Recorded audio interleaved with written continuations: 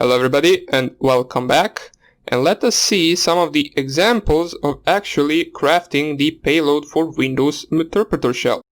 So we already were introduced to the Msfvenom tool, which allows us to create our own payloads, but we only did that in the PHP interpreter attack, where we executed the interpreter shell with the command injection and PHP code injection.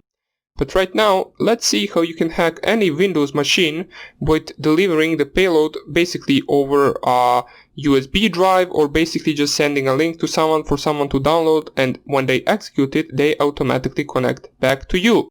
So this will be an attack that is based on every Windows, and as a target we will use my Windows 10 host machine. Now Windows 10 is the newest Windows version, so you will see that it works even on the newest ones, since it is a payload that gets executed by the target, so they have to open it in order for them to connect back to us. So first of all, what we want to do is basically just type here Msfvenom, and we will get a bunch of these options that we need to use in order to specify some of the things that our payload will have. So we were already introduced to some of them, such as lhost, lport, and -p for the payload. As we can see, this is a option that we always specify, so what type of payload we want. And after that we specify some of the payload options, such as localhost, which is the IP address of our Kali Linux machine, and local port, which is the listening port of our Kali Linux machine. Now the IP address is basically the output of ifconfig, and the local port can be any port you specify that isn't actually used. So by default, as I said, the Metasploit chooses the port 4444, so we will stick with that. So let us actually just open up our MSF console for a second to see what are our available payloads. Now in order to craft the payload, you need to know the name of the payload itself. So the most used one is the Windows/Meterpreter/reverse TCP, since it actually connects back to us over TCP and allows us to run our commands over Meterpreter shell. But that is not the only payload that is used for Windows. There are a bunch of others. We will just type here search Windows payloads. So let me just, or we can just type here search payloads, and what we will do, let me just first unzoom this so it looks a little bit prettier. We want to find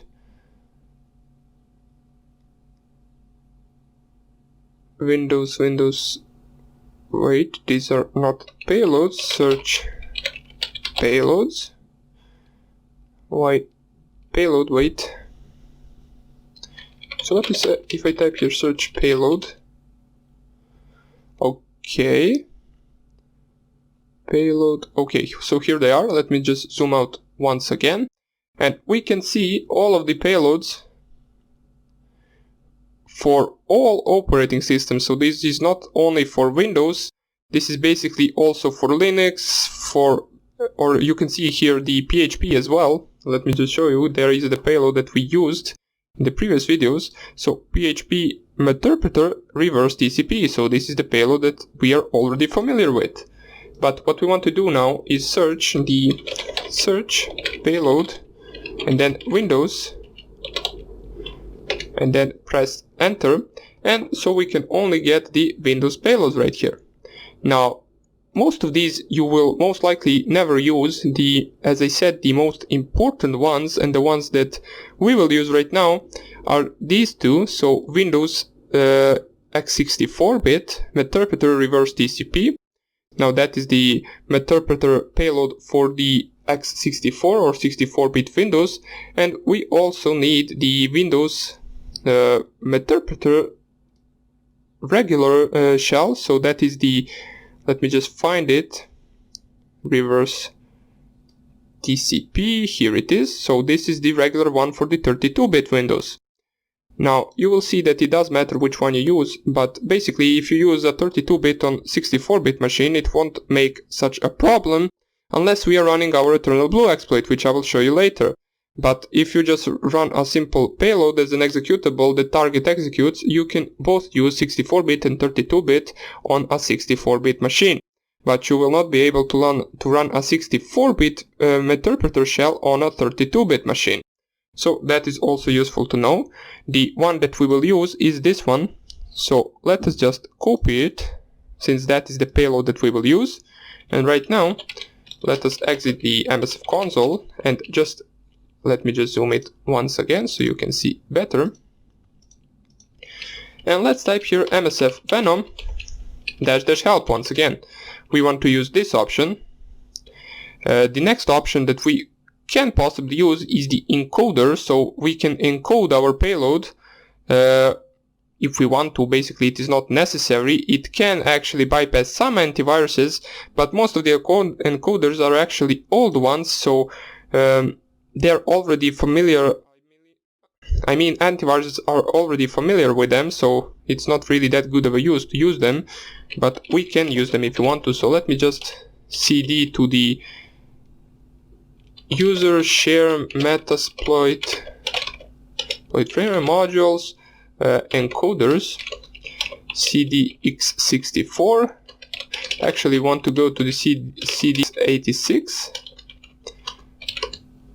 and we can choose any encoder we want. Now, the most important one is the keh2 encoder, but that really basically doesn't do anything since it is already well known by the antivirus companies.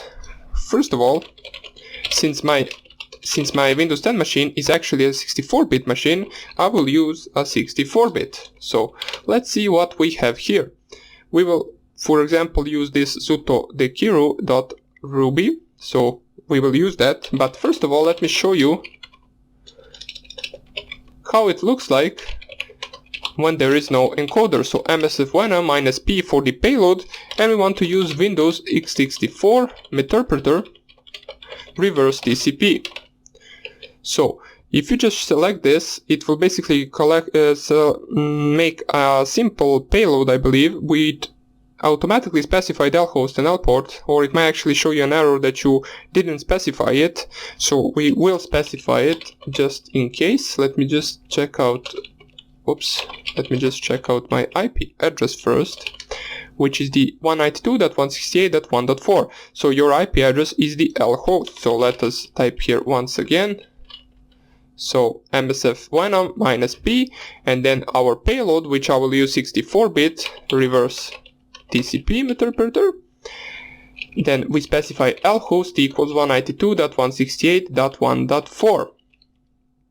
Now that we did that, next thing we want to specify is the L port. Now, as I said, by default, interpreter or Metasploit uses 4444, but if you want to, you can change this, since some systems can actually block this port, since it is a well-known Metasploit port. So it can be a bypass measure if you simply just change this port, though you do not have to really. We will stick with 4444 for now on. And what you want to type here is -f after that, and then exe, which stands for file, to be the exe file. Then we specify the arrow to the right, and then we name our shell, or reverse shell, or interpreter shell, however you want to call it. We will name it reverse.exe. If we click enter right here, it will create a shell for us. Now, what you want to do, basically, we will upload this in the next video to the Virus Total, which is a website that is used to scan the programs or your viruses in order to see how many viruses detect this. Now, let us just create this so you can see the size of this. As we can see, the payload size is 510 bytes and the final size of the exe file is 7000 bytes. So if you just type here ls and you cat the reverse.exe, basically it will be some scrambled code.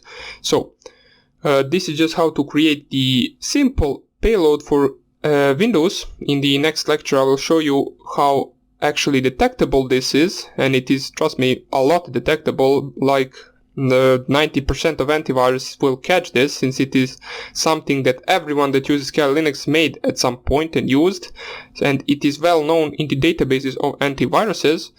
But we will see what actions we can take in order to make it less detectable, using, for example, encoders, or basically just editing the binary itself.